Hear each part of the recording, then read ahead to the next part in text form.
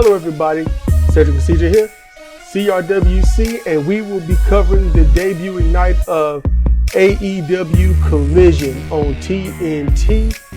And this here is, it's a new show.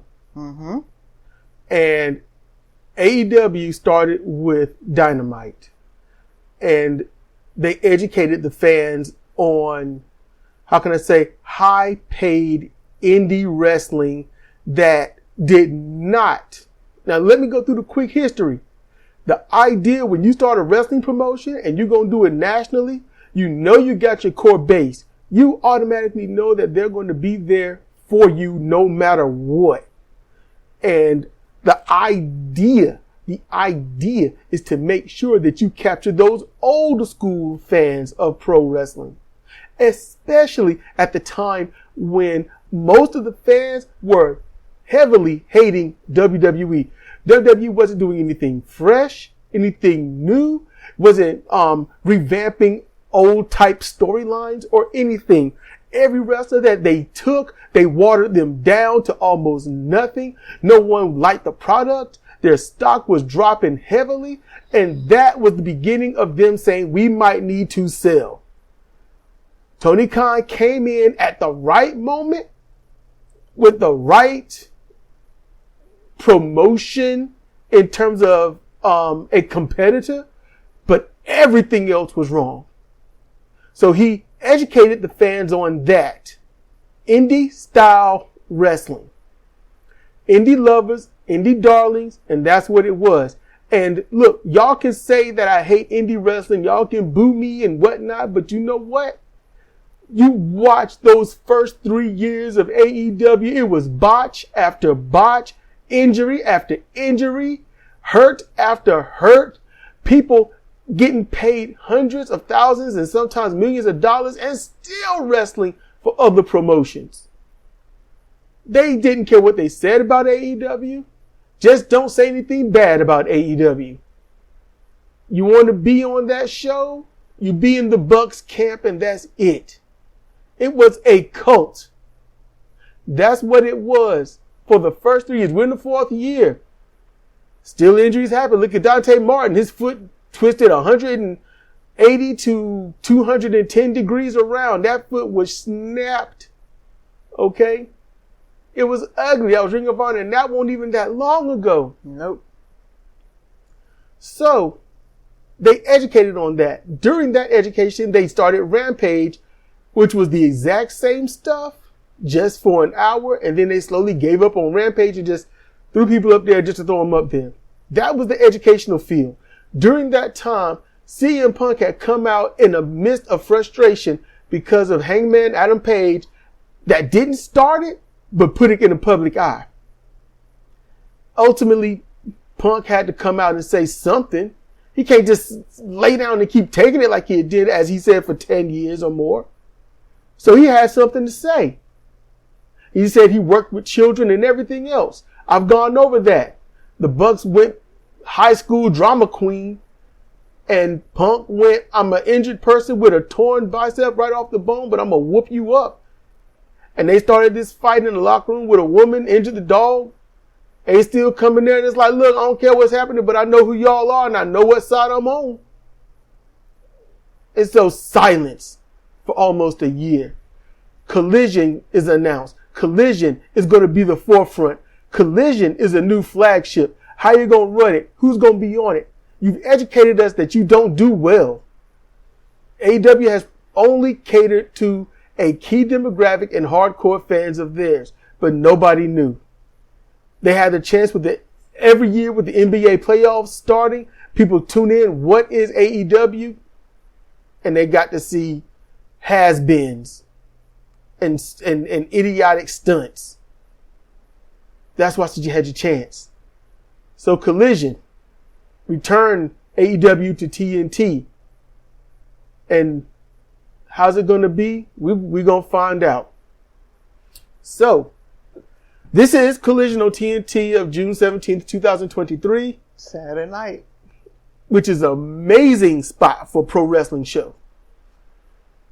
Their hosts up here right now, Kevin Kelly, who has done great in New Japan Pro Wrestling. Yes. He was rejected by WWE long ago. And he has an extreme WWE style of commentary I'm not too much of a fan of. But after hearing what they do on Raw this last Monday, no, he's above them by leagues. He's leagues above them. I dare say put him in and I know it's a little, y'all ain't gonna like it, but put him in my area, and then above that, Jim Ross's area.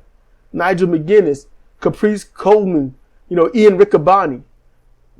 Put him in those areas. Just saying. So it's Kevin Kelly and Nigel McGuinness. They're on commentary. Different commentary team. Yay! Thank goodness. And it's only 2 of them. It's not 3 or 4 folks talking over each other. Yep. And the fans chant CM Punk like crazy. It is on. It is live. It is here. His music hits and the crowd is deafening. It's a smaller arena, so you can hear the music. And you can barely hear the commentators who are talking, but they were screaming into the microphone. Couldn't hear them. Not really. Not really. They were drowned out. That's love. That's anticipation. That's a legacy being built. Actually, it's already built. It's maintaining. So he comes out. He does his promo. And you can see him in the ring pausing. He's pausing. He got an idea of what he wanted to talk about. He's got a couple of premises on him. And he's got to figure it out. You can see it's live. It's live, and I like that. So he does his promo, and he talks about a lot. Talks about MJF. He talks about the Young Bucks. He had some zingers. You know, I like the fact that near the end he's saying that the one true Bill in the business of counterfeit bucks is him. I like that. Mm-hmm. I'm the one true Bill in a crowd of counterfeit bucks. I love that. Let's see. I think it's Global Elite Future. He put up the 8-second clip of that. I think it was him. And he says, if I owe you an apology, here it is. I'm sorry you are softer than the wrestlers you like. That was delicious. Mm-hmm. That was delicious. Oh my goodness. Wishi, they would say in Japan. Yeah, he ate that up. Goodness, that was great. And he's like, look, this belt here, I didn't have the best dog collar match. I won the dog collar match. I'm like, ooh, that's a shot right there. Yeah. That's a shot. Nothing but shots fired. All shots fired. You think I'm going to come out here and hang up my boots and y'all can just have it that easy? Oh, no. Not happening. Not here. You're going to have to earn this from me. The crowd started chanting, fuck the elite. Mm-hmm. Love it. Love it. Look, listen, everybody. I need y'all to understand something.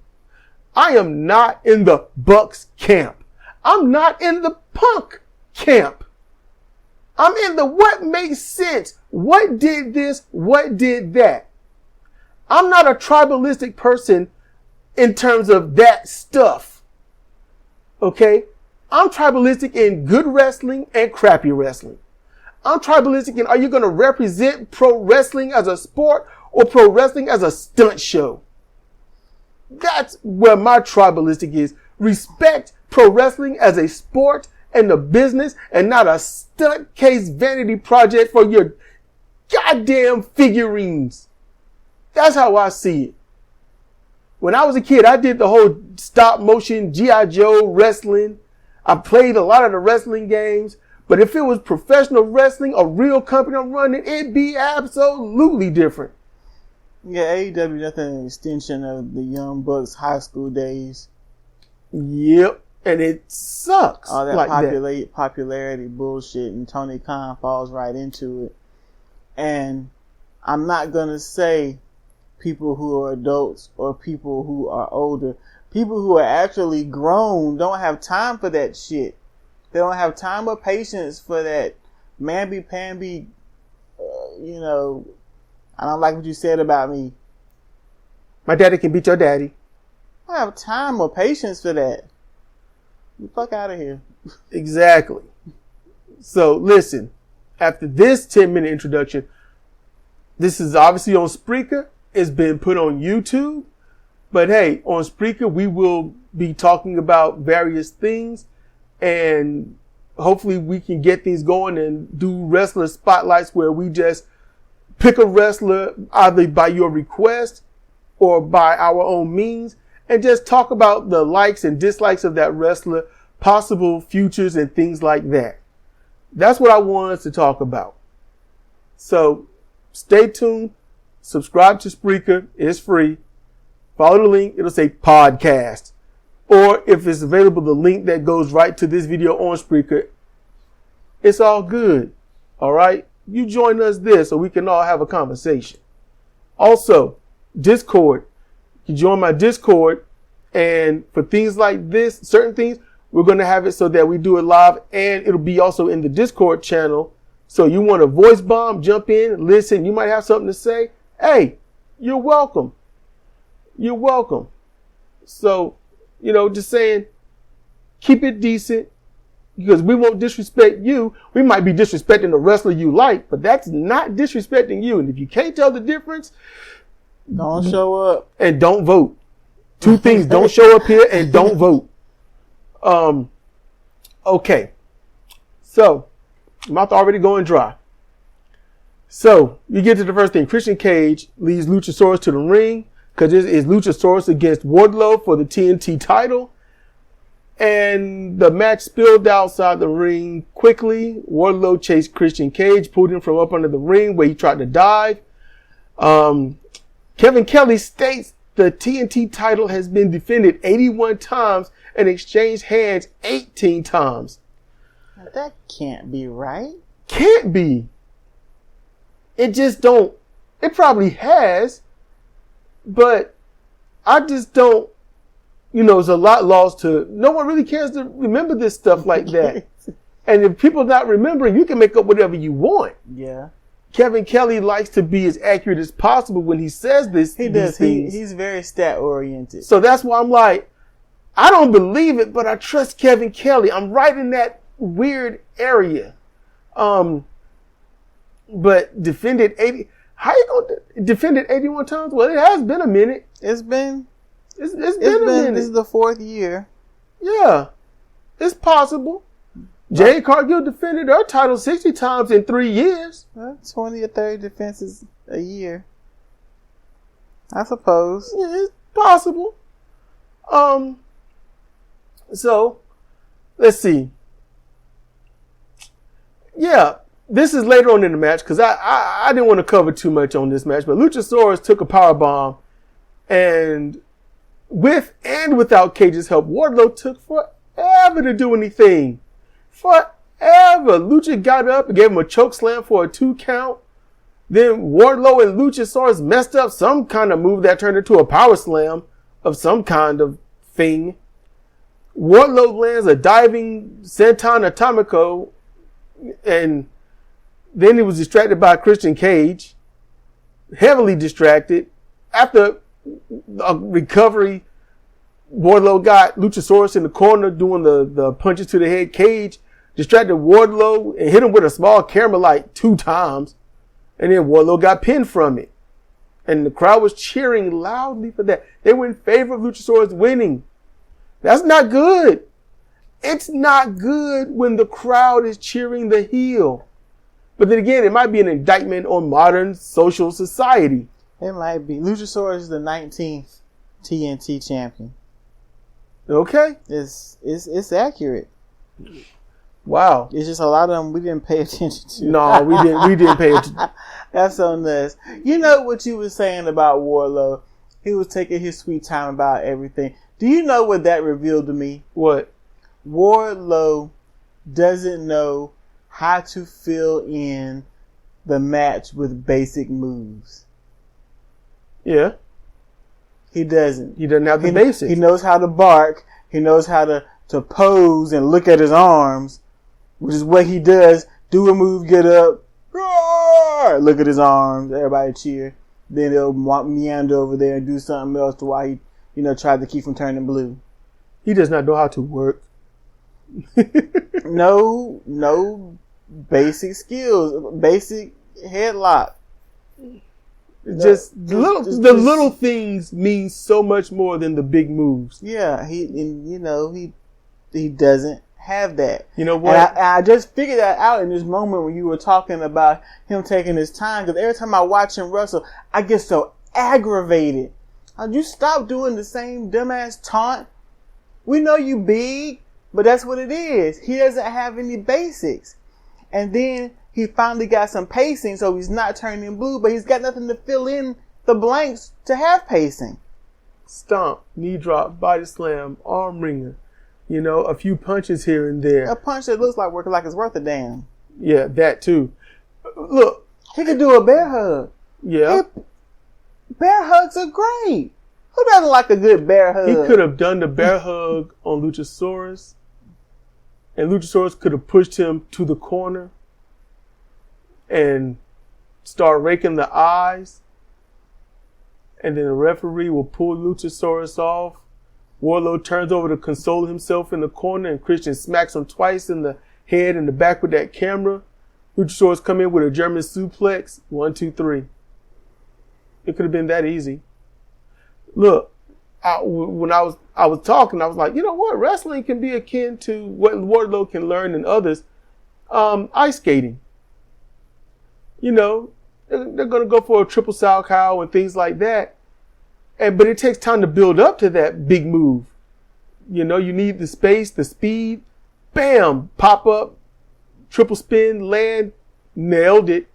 But it's all those little things before you build up. The little turn, the wiggling and stuff of the arms, the catering to the crowd a little bit, the dipping that they do when they're gaining speed to show, hey, I'm in this and we're in this together and look at me. And they're still doing a little bit of the flowery stuff as they build up, and then they come out of that and bam. They're building up to the big move. You just want to see what they do when they're building up, and then bam, there it is. It's a good thing. You can learn from that. Wardlow was like a pot pie. On the outside, it looks good. Crust is flaky, it's brown. You see the oozy goodness coming out the top. When you cut into it, it's dog food. It's not steak. It's dog food. If he listens and learns from the veterans, he'll get better quickly. And maybe losing the TNT title, maybe he can go on a 2-month hiatus, heavily learn, and then start from the bottom, work his way back up, and learn as he go, and be ready by the time he gets there. That'd be nice. It'd be nice. Like there's hope. I ain't gonna just bag on the guy or anything, but advice where it's needed. So we got a really, really terrible open face insult sandwich. So let's put some good bread on top. He dresses well. But damn. There you go. I do like his outfits though. He dresses very well. Except for the one I think that was on Rampage, was it? Yeah, and he had the no socks and the skinny slacks. Need to stop that. Don't do that again. Needs to stop that. Other than that one time, because you can't be perfect all the time. And he dresses well. Sidra stated that she was happy that Luchasaurus won. That's because I was tired of Wardlow having it. Now, me being overjoyed about Luchasaurus. Just tired of him having it just because he's been champion too long? No, it's because he don't look good. Okay. All right. Okay. He's got a belt and his matches, okay, he can powerbomb 5 times. Whoop-de-doo. He's like the Sid Vicious of AEW. It's like having a really large penis and not knowing how to fuck. And that's why this gets the profanity label, everybody. Oh, sorry. Yeah. I did say fuck. Yeah. You fucking said fuck. What the fuck? So. I used the correct word for penis and then I screwed it up. Sorry. Uh-huh. So. Let's see. Cage runs around with the belt as if he won it. Oh my goodness. He might as well have been Clubber Lang and Rocky. I won! I told you, It was terrible. I was like, and he didn't do anything. And he running around with the belt. Lucha all messed up, holding his ribs. And Cage make Lucha put him on his neck. Cage says, a whole grown man. Cage says, I'm the champ. I'm the champ. And Luchasaurus lifts him onto his shoulders. Cage leaves holding the belt high. And then taps him on the head, like, put me down. Yeah. Oh my goodness. And Lucha is messed up. He's holding every part he can hold. This legitimately makes me say I can't wait until Wednesday because I want to know how this is going to look. And it'd be stupid to not have these guys on Wednesday. Mm-hmm. A promo of some kind. They don't have to have a match, but a promo. Okay, after that, Powerhouse Hobbs, he cut a good promo. You know, he's stating who he is. The problem is he doesn't need to be with QT Marshall and all them. No, he needs to be on his own. He needs to be listening to veterans in the back, stay on his own, have CM Punk, critique him and stuff and give him pointers. Powerhouse Hobbs would be all right if he did that. He does not need to listen to QT Marshall because everyone that QT Marshall has had dealings with, when I watch them on Ring of Honor or anything else, they suck. It's a big can of mediocrity. And I'm sick of it. And Powerhouse Hobbs is too awesome of a wrestler to be around that garbage. If you want to have a manager, find somebody else. But he is not the one. Now keep in mind, I'm talking on a wrestling, standpoint here. QT Marshall could be the saint outside the ring, but that ain't what I'm talking about. I'm talking about what I see on TV. The people he's been around and what they've gone on to do or how they portray themselves in the ring or in their little promos and whatnot, before and or after a match, it never looks good. And Powerhouse Hobbs, hopefully, as I'm seeing, he's staying him, but I worry. Next, Buddy Matthews comes out with Julia Hart against Andrade El Idolo. Oh my goodness. And that match, oh man. Let me look. I could probably go back and watch that match. Look, I could see tiny little hiccups, but forgivable. Easily forgivable. Overlook that stuff. Any little hiccups you saw, overlook it. Don't even pay attention to it. It's forgivable. It's just 100% forgivable. Listen, the crowd was chanting welcome back. They were happy. Yeah. Andrade El Idolo had to make sure that he was not overtaken by the crowd because you could see at little points before the match got started, he wanted to be emotional about it. And this is delegation that was with the Mexican flag right there in front row. They had the flag draped over the rail and they were cheering their butts off. I bet he was feeling that because I was feeling it. Yes. All that was missing was I know. That's all that was. Oh, our neighbors did that. They did? I forgot to tell you that. It was last week. Our neighbors did. I don't know what was going on, but I heard that horn and I was like, "What in the world? Where do I get it? How do I get it?" But I was like, "I'm there now." I was like, "Man, there are parts of my neighbors I want to just strangle them. I want to strangle them from behind. Just I want to strangle them through their spinal cord." But then they do certain things. I'm like, "Oh man, let's all be friends." Oh my goodness. It make me sick. Look, back when Idolo was active in AEW before, I thought it was abysmal. I was like, that is talent being held back. At all. That's what I saw. When I saw him wrestle in Ric Flair's last match, I was like, oh, there it is. I get it now. And then you hear about what he was doing, after the match and all let's talk about what really happened and stuff like that. You're like, wow, this guy's a babyface. He should be a straight up babyface. Mm-hmm. But he's also with Los Ingobernables. Not De Japón. The Ungovernable. Yeah. Man. Okay, and on the flip side of that, although what's his name, Buddy? What? Buddy Matthews. Buddy Matthews' introduction sucked, and I don't think his name fits him in the faction that he's in. No. But that aside, when I watched him wrestle, I'm like, okay.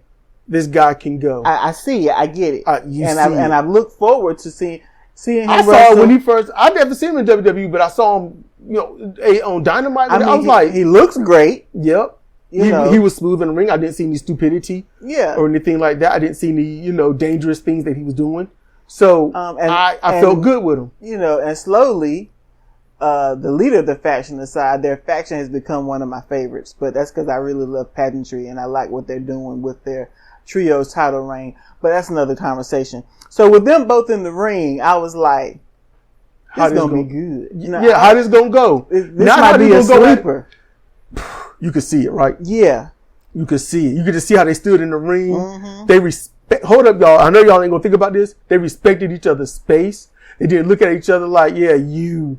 They didn't have, neither one of them had job face, and both of them looked like winners. And this before the match started, and the crowd was lit. Mm-hmm. The Collision crowd, this Chicago crowd was the most live I've seen in a minute. Mm-hmm. And this is the livest this crowd has been since CM Punk came back the first time. Yep. And look, I took notes on this match, not many, but Andrade, he did a nice cartwheel moonsault from the apron on the Matthews. Yes. That was nice. That was nice. And it looked good because Buddy wasn't standing there waiting for it. Nope. It's like he kind of got up right and he got hit. Yep. He was sitting there waiting with his arms down there near his hips and stuff like that. Be like, I'm waiting for my love. So he won't all like that. Julie, come into my arms. It won't none of that. So, but then, Buddy, he landed a diving meteora onto Idolo for a 2 count. Too big be meteoring. Yeah. Because he was hurt afterwards. Both of them were hurt. Both of them was hurt up. During the break, the trainers, they were checking Idolo's arm and Matthews' leg. And yeah, his knee was doing a little bit of begging for mercy. And when they got up, they returned. Idolo was using a lot of serious deep dragon screw leg whips. Oh my goodness. They were Keiji Muto style dragon legs. Nobody does dragon screws that much anymore, and absolutely nobody does in the AEW. And he ate up Matthews' leg whip. Oh man, it was a leg whip for real. It wasn't like that weak ass dragon screw that you might see. It has some stank on it. Yes, loved it. Like you could tell if I ain't gonna get your knee, I'm gonna get your hip. It's gonna be one of them. Something's gonna pop. I'm taking something home. Yep, something leg shaped. Idolo tried a middle rope slingshot, but he was countered into a DDT for a 2 count. And that was, he spiked them for that DDT and stuffed them. Now, when they say they stuffed them, that means it's hit, it's held for a little bit, and then they kind of fall over. A spike is when they come practically straight down on their head. So it was a spike, and he stuffed them. That was for a 2 count. Matthews' leg went out during a sunset flip bomb attempt. Now, they went for that spot twice. Okay. I wasn't too much of a fan of it, but they made it look right. Mm-hmm. I was like, okay, most others might not see through that. I see it. You saw it? I see it. You could see it, all right. But then they turned into but then Idolo turned that into a double cheeky Nindos. What? Cheeky Nindos, that's Will Ospreay. Yeah. First one I saw do that. No. Idolo didn't turn into that. Buddy did it to Idolo. Buddy did it to Idolo? Yeah. Yeah, he did. He put him in there. Yes. Yeah, because remember, Buddy kept trying to put moves on Idolo, but that knee was like, nah, bro. Yes. We're very much removed from the event, and my writing was a thing. I'm reading my notes, okay? It is a thing. But he got him twice. Then Matthews tries for that bomb again. Yep, that's how he got it. Mm-hmm. He tried to give to that bomb, but as he walked, his knee gave out. So then Idolo led with a boot kick attempt, but changed into a spinning back elbow, and he popped Matthews with it. It was loud. Mm-hmm. It was devastating looking, and both of them crumpled. It was, look, put it like this, I'm gonna be honest with you. All right, hold up. Hear me out, Sidra. Mm-hmm. Think back to that movie. Remember how it looked, that kind of half overhead view? Yeah. It looked like the end of Rocky 2 when they fell in the corner. I'm just saying. It reminded me of that. But here's the thing. That's not what they went for. No, that was, we did a thing, but it ended the way it ended. That's what that was. That won't all planned out. And it looks like a fight. It looks like a struggle. It looks like a struggle.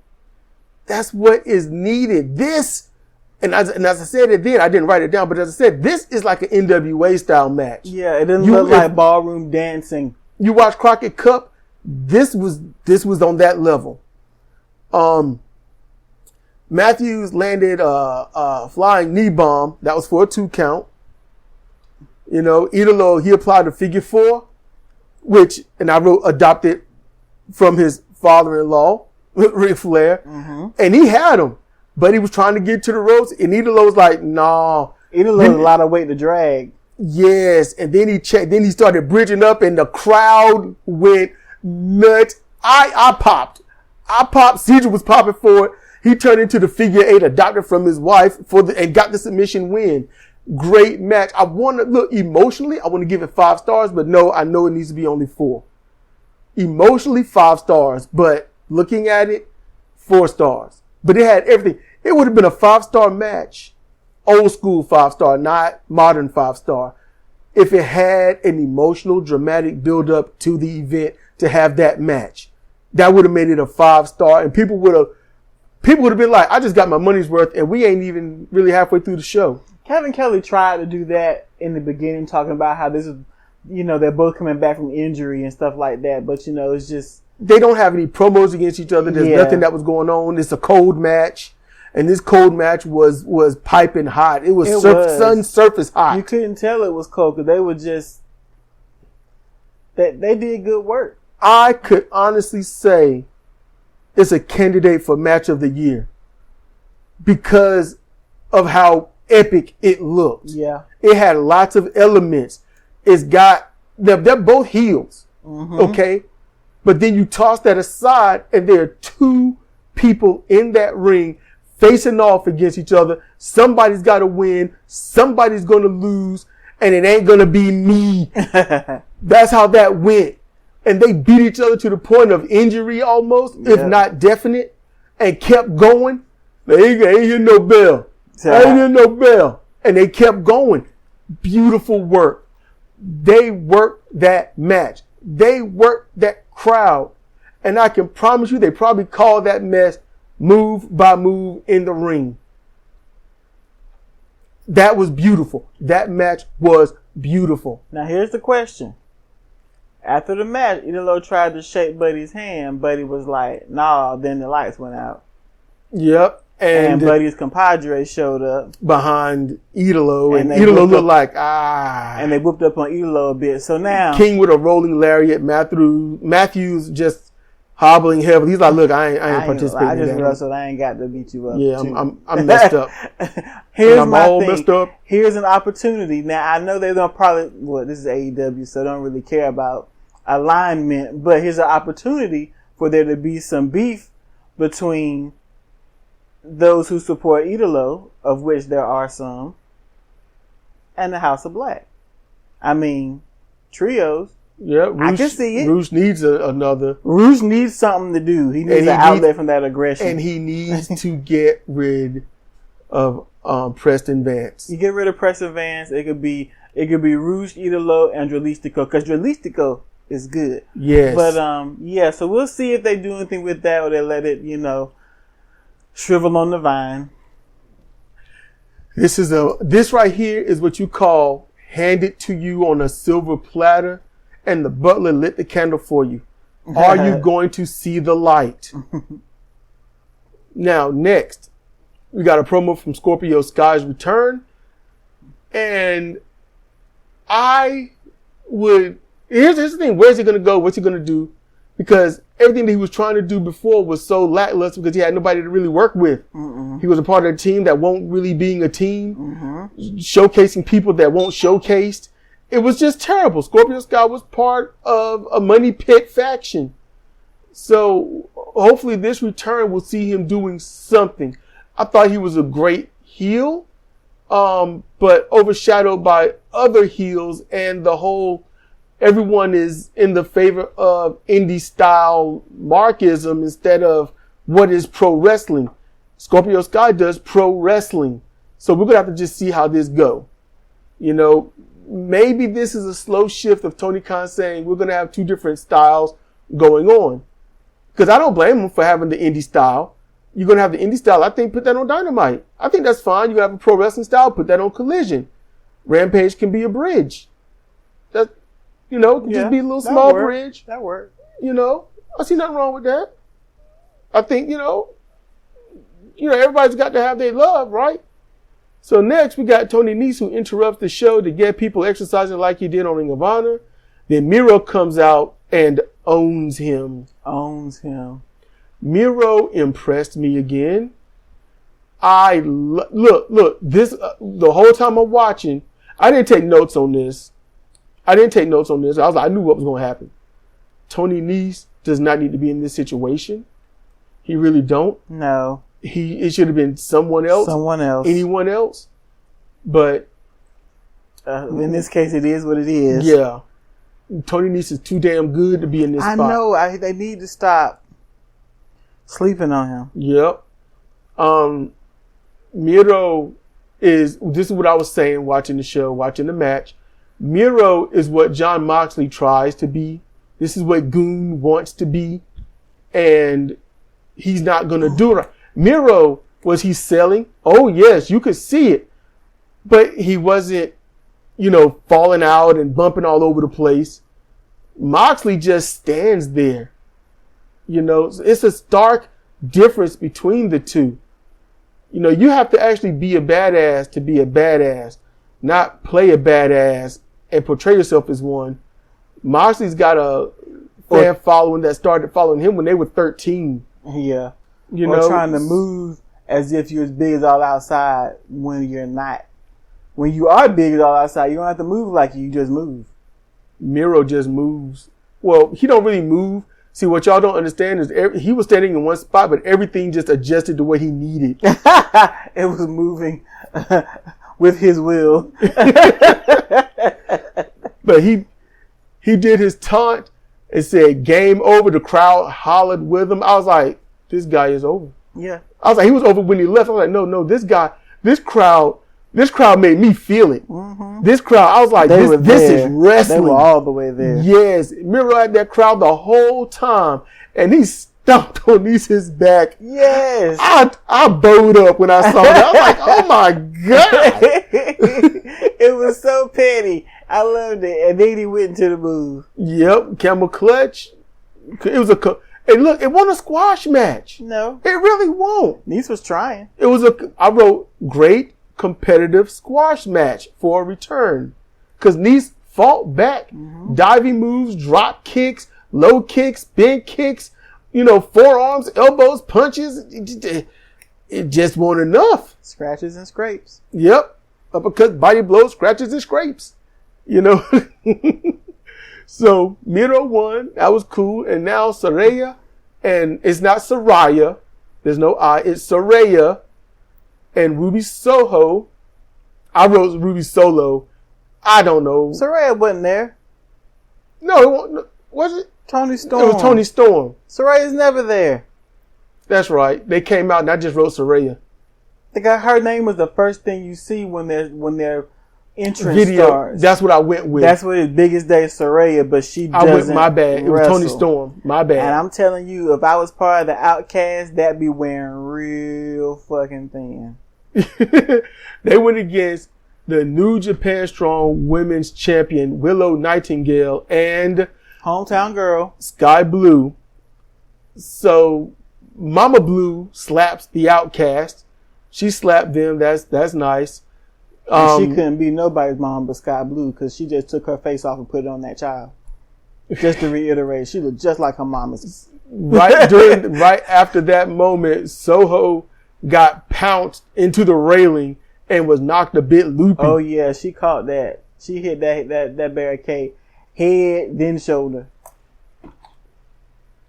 Willow, she took a beating for a good bit. The Willow was beaten down, and then Sky Blue made a great babyface comeback. Thought she had a great comeback. She looked good. She didn't look stupid. Yeah, she looked good. I think the last match we saw when she didn't look good, I think she was tired or something. But look, Sky Blue, I know you're trying to look good with all that makeup. Too much makeup. But just to quote Family Guy, you're a McDonald, not a whore. Just tone it down. The eyeshadow, that was great. Good, but the blush and the lipstick. Your skin is too fair to have blush and lipstick that red. Yeah, that looked bad. It was like, look, somebody done slit your lips open and they done punched you in the face on either side and sent you out there. All right? You got to chill on that. But the match became 50-50 after that comeback. And then it was see, I wrote Saraya's spray spot, but it was Toni Storm.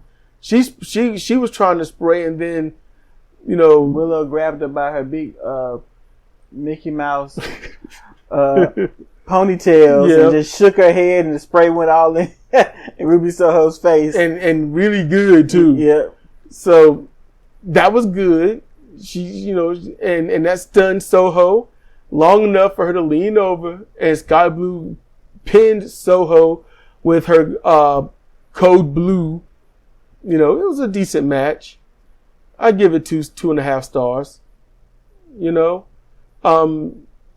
Easily Nightingale could have taken that match and won, but it's hometown girl. Yeah.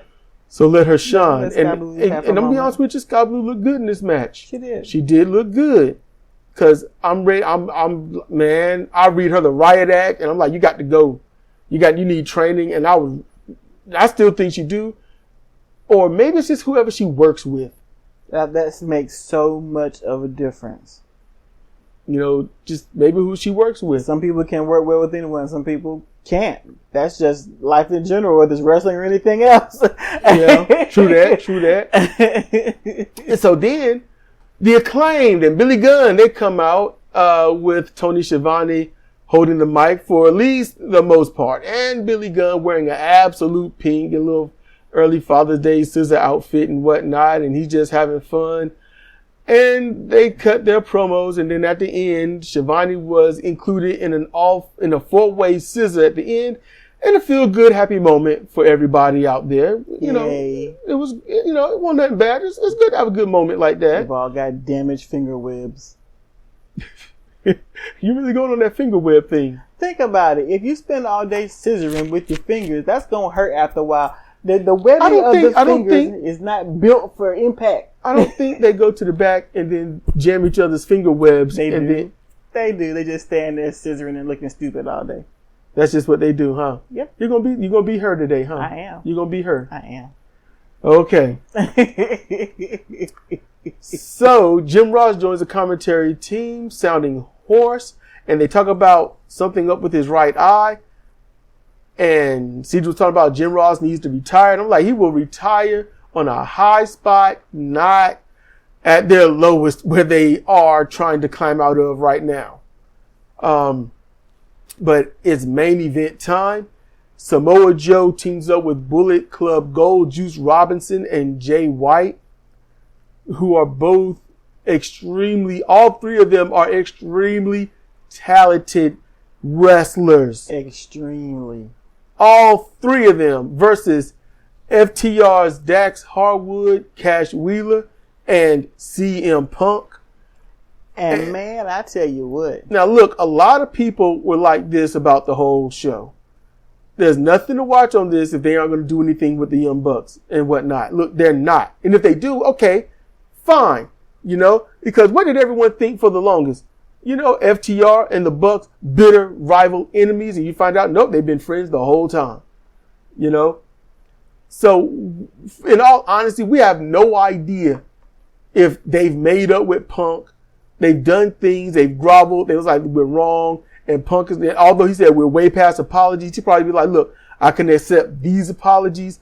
They could be mending fences and becoming the closest of friends all of a sudden, and then they ultimately have their match. That might happen. We don't know.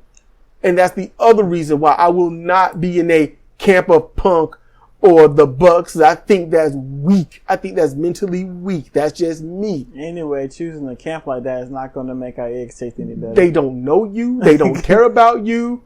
So you being in a tribe for them is dumb. They are not putting in on this. Yes.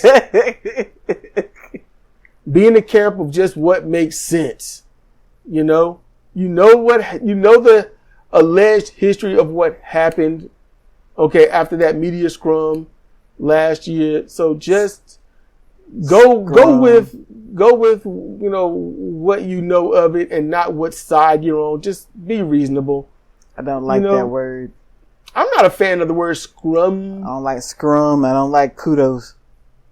They're gonna mess with you now. Nah. They're gonna be like, man, watch the scrum and give some kudos. You know it. I'm gonna tell you what you can give. What in the world? Give a hoot. Don't pollute. So, okay. What? I know where that came from. They can give. You know what they can give? They gave a hoot. So they won't pollute. What? We're already cursed. We can't make it all rosy now. I'm trying to be positive here. I'm trying to be positive. It can be positive. So, wow. I actually wrote a lot of notes. Okay. Dax opens up out wrestling Jay White until he tags for a retreat. Okay. Look, Dax was wrestling like the whole other side was talking trash about his baby girl. Yeah. Dax was lit. Like, dang, man. That's my tequila, man. Did they draw on your head while you were sleeping? Why are you so angry? But it was lit. Yeah, Dax won't in the talking mood. You can see it.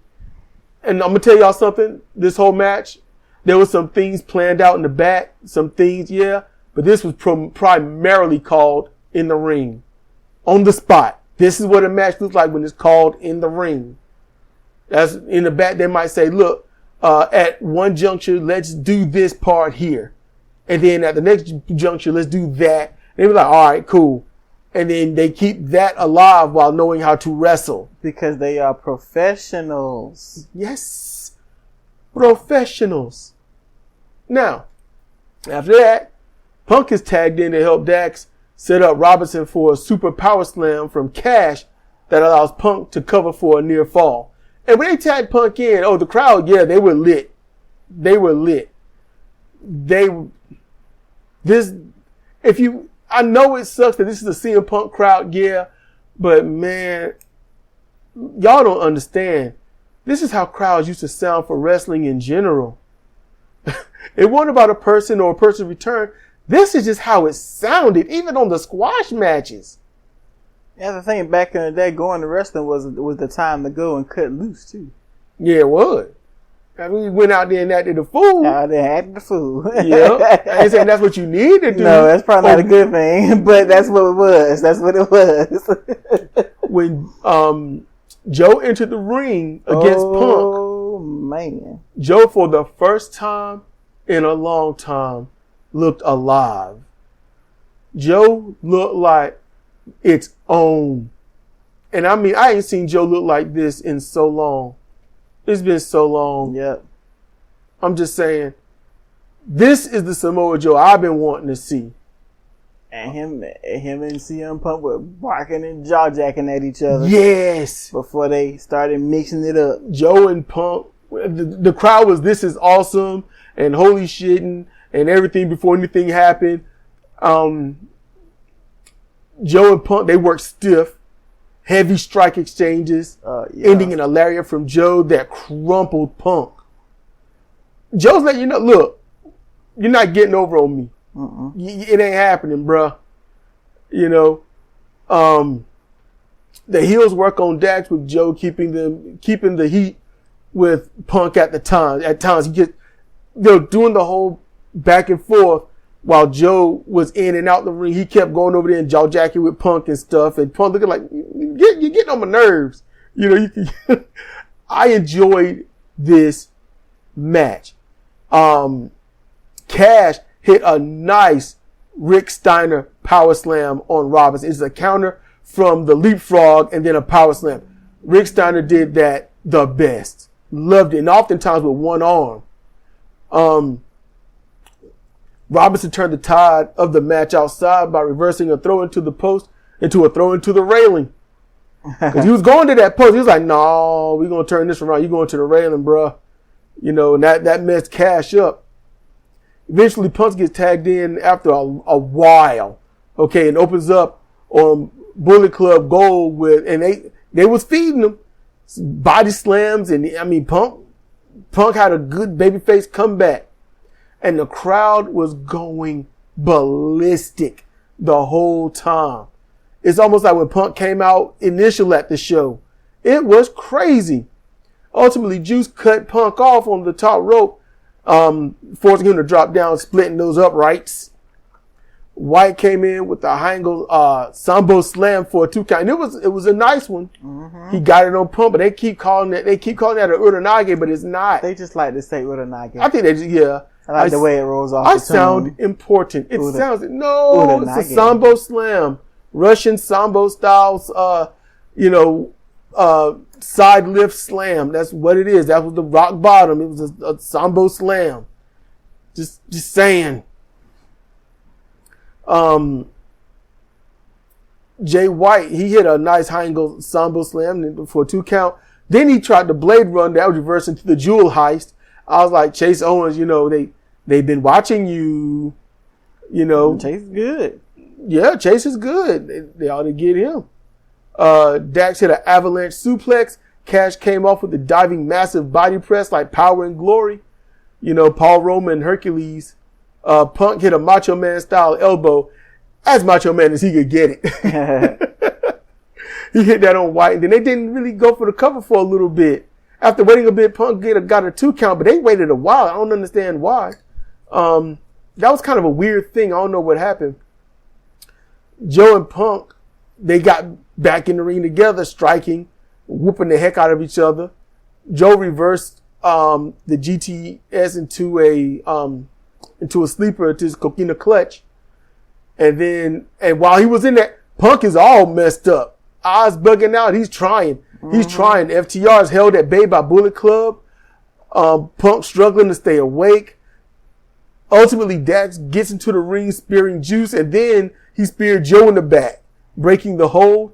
Then FTR, they got the Shadow Machine, and then CM Punk got the GTS for the win. The crowd, babies in the air, everybody's happy. The baby faces won. FTR look amazing. Punk shared the spotlight. Perfect end to an opening show. And listen, I don't expect Collision to be like this next week or the week after. This is the opening. This is not hot shotting. They started off with wrestling. They need to plan these shows accordingly. Have their own storylines separate from Dynamite, separate from Ring of Honor, separate from Rampage. Or it could be further on Rampage or whatnot, but I would, with promos only. They need to make sure that this show stands alone. They cannot throw everything into this show like they've been doing all the other shows. It's got to stand alone with their own talent. That's why it can't just be like, yes, AEW, we just throw some crap up there now. No, yes. Don't do that. Don't do that. You're going to ruin it. Yeah. So my best advice, if anyone hears this and they can get this on Twitter to anyone that can get it to Tony Khan, before everything happens, you Mr. Booker Man, as Brian Pillman would say. But still, do not conflate this with the rest of your shows. Please don't. Because, crap with CM Punk in it is just crap with CM Punk in it. Yes. And people would be like, well, Punk is down in the dregs again.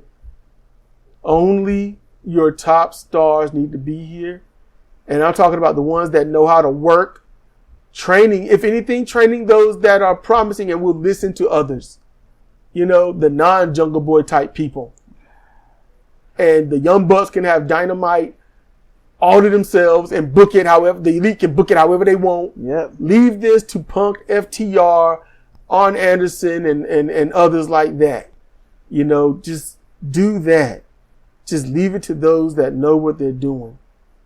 As Punk said, he's trying to run a business. Yes. He is his business. And he can't have a good business if he's surrounded by jerk-offs. It's that simple. So that has been All Elite Wrestling Collision for Saturday. All right. That was June 17th, 2023. Debut night. Hopefully they have good nights in the future. It's on a great Saturday, every Saturday. And it's prime time for wrestling. It's nostalgic. It's beautiful. They just got to keep it up. Just keep up the awesome. That's all they got to do. So with that, this has been Sedrik and Sidra from CR Wrestling Commentary. Y'all stay safe, stay chill, and see you next time.